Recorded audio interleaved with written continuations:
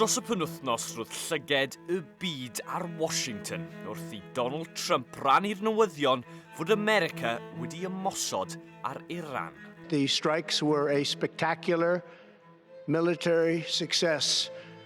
Iran's key nuclear enrichment facilities have been completely and totally obliterated. Dyma oedd y targedau yn Iran gafodd ei bomio. 3 safle mae America ac Israel yn credu sy'n cael ei defnyddio i greu arfe niwclear.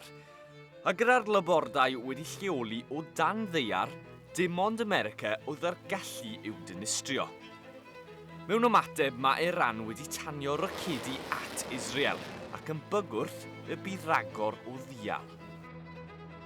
Yn y cyfamser galw am drafod mae prif weinidog Pryden Sir Keir Starmer. It is important that we now de-escalate the situation, stabilise the region and get the parties back around the table to negotiate.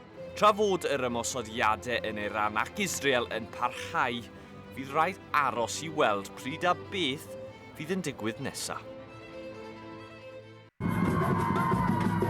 Gwaedd o gefnogaeth ac o gyffro.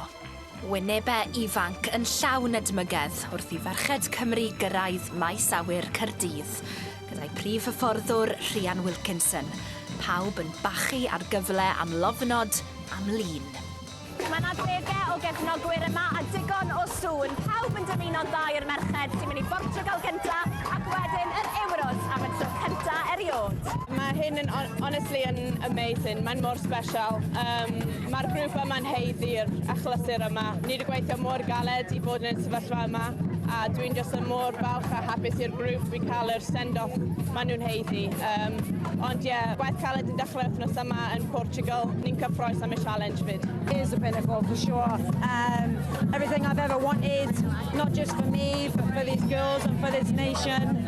And we finally get to start our journey today, and it means everything. A chwaraewyr ifanc wedi hysbrydoli. Mae'n dangos bod ni'n cryf ac bod mae ferch yn gallu neud unrhyw beth. Pwy wyt ti yn edrych mlaen i'w gweld heddi ac ar y can ystod yr Euros?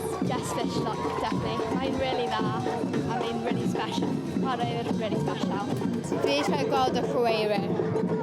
Maen nhw'n just gwych.